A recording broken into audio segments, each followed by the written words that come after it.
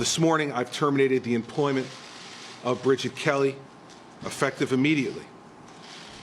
I terminated her employment because she lied to me. I was disturbed by the tone and behavior and attitude, callous indifference that was displayed in the emails by my former campaign manager, Bill Stepien. You cannot have someone at the top of your political operation who you do not have confidence in.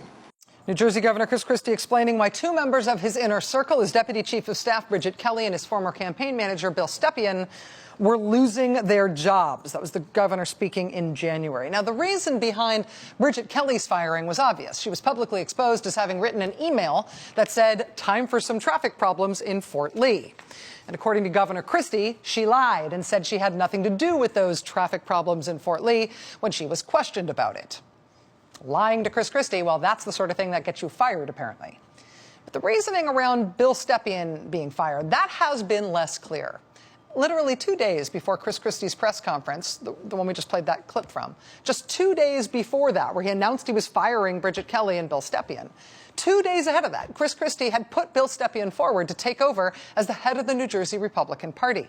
The governor called him, quote, the best Republican operative in the country, and said New Jersey Republicans would be fortunate to have him leading their party. Mr. Stepien had twice run the campaigns that elected Chris Christie governor of New Jersey. He was tapped to lead the New Jersey State Party. He was expected to be helping run, if not running, Governor Christie's campaign for president if he ran in 2016. Bill Stepien is barely into his mid-30s, but he'd been racing up the Republican political ladder to national prominence. And now his political career is almost certainly over. And it's because Chris Christie didn't like the tone he took in an email? In the emails that were released by the legislature the day before Governor Christie fired him, Bill Stepien does turn up in those emails, calling the mayor of Fort Lee, quote, an idiot. Mr. Stepien is also looped in on some other communication. He turns up here and there as being consulted on media strategy and dealing with the fallout from the bridge. But there's really nothing in those documents that were released by the legislature that makes Bill Stepien seem like he was a prime mover in the bridge scandal. But Governor Christie fired him, and he fired him straight away, saying that the tone Bill Stepien took in those documents was so terribly offensive that it would not allow Governor Christie to allow him to keep his job and his career. If we're going by what was in those documents, then we're supposed to believe that Governor Christie was so offended by Mr. Stepien's use of the word idiot that that's why he had to be fired. And let me tell you something. After you graduate from law school, you conduct yourself like that in a courtroom, your rear end's going to get thrown in jail, idiot. You know, I tried to be patient with the guy. You know, every time I tried to answer, he started yelling over me again and everything. I think, oh, damn, man, I'm governor. Could you just shut up for a second?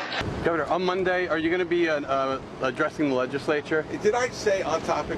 Are you stupid? On no, topic. Not stupid. On topic. Next question. Good. How many days will you have him come back? Thank you all very much, and I'm sorry for the idiot over there.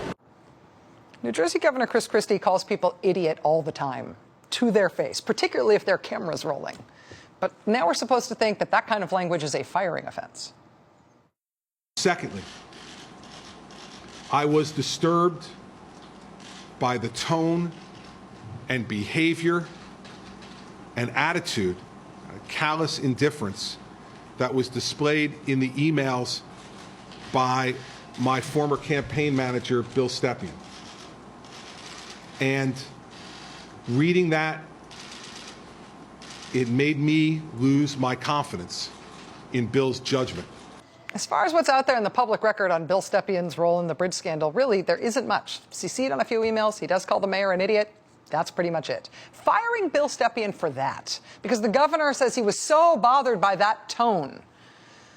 That case for firing Bill Stepien has always seemed a little sketchy. Now, though, the sketch is being filled in. What we knew as of last night is that neither Bridget Kelly nor Bill Stepien is cooperating with the New Jersey legislature investigating the bridge lane closings. Now, though, today, thanks to documents filed by Bridget Kelly's lawyer and Bill Stepien's lawyer, we now know that the reason that Mr. Stepien is refusing to turn over documents to the New Jersey legislature is because his lawyer says that he appears to be the subject of a federal criminal investigation by federal prosecutors and the FBI. Quoting today's court filing, as a matter of fact, Mr. Stepien is under investigation by the FBI and the U.S. Department of Justice, as evidenced by the government's telephone calls to him and his lawyer and the federal agent's recent visit to his landlord. Mr. Stepien's lawyer says an FBI special agent called Mr. Stepien on the phone January 17th. Shortly thereafter, 2 assistant U.S. attorneys followed up with him, the lawyer, hoping to speak with Mr. Stepien.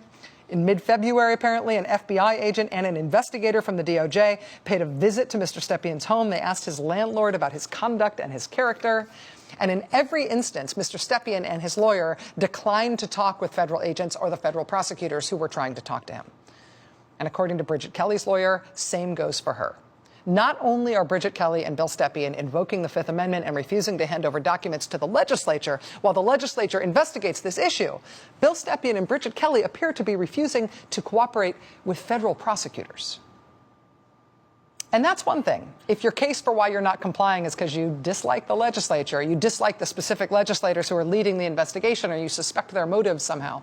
But if you're refusing to cooperate with the FBI and federal prosecutors, there is something that needs explaining there beyond the subjective tone of the word idiot used once in a New Jersey email. Joining us now is Sean Boberg, Bergen Record reporter, consistently out in front of coverage on the bridge scandal. Sean, it's great to have you here again. Thank you for being here. Thank you. So you know New Jersey politics very well, and a lot of these players. Is it plausible to you that the use of the word idiot is what caused Chris Christie to lose his confidence, in his campaign manager, Bill Stepien? Well, what's clear is Christie's used harsh language in the past. Now, the exact reasons for that firing, we don't know. We can take Christie at his word that this had something to do with his tone. You pointed out the inconsistencies. Now we overlay recent developments, the FBI focusing on Bill Stepien, clearly visiting his house, questioning his landlord. And the question arises, is there something more? That's a question we don't know the answer to yet. Is there anything that has turned up in other documents that have surfaced since that initial tranche of documents in early January, which you were first to publish? Is there anything that has turned up that points attention more directly at Bill Stepien as having played some sort of more operational role in this than was initially apparent? No, there's nothing documented. But remember the context here. We're talking about lane closures that as far as we can tell, had a political motivation. Mm-hmm. The theory that's been proposed is that this was about an endorsement or a lack of an endorsement by the Fort Lee mayor. A campaign manager would probably be in a position to know and to control any operation that seeks endorsements. So there could be interest just based on speculation, but certainly the public record so far hasn't indicated that Bill Stepien had any previous knowledge or any hand in directing the lane closures. It seems to me like a matter of some seriousness for Bridget Kelly and also Bill Stepien to not just be trying to hold the legislature at arm's length, resisting those subpoenas, invoking their Fifth Amendment rights, but apparently now, as you pointed out in your reporting today for the record, apparently now also refusing to communicate with, refusing to cooperate with FBI agents and assistant U.S. attorneys, federal prosecutors who are looking into this. I don't know how frequently people do that in federal criminal investigations. Do we know of anybody else who's in that boat in this one?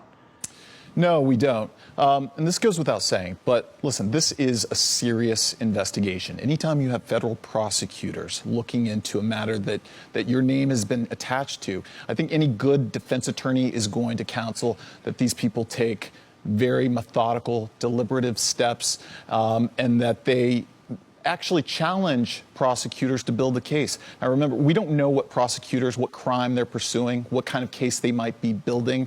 So I think the defense attorneys are probably going to counsel the conservative approach here, and that's why you might not be seeing cooperation. Sean Boberg, reporter for the Bergen Record. Thank you for helping us understand this. This is taking some dramatic turns of late. I appreciate it, Sean. Thank Thanks. you. All right, much more ahead. We'll be right back.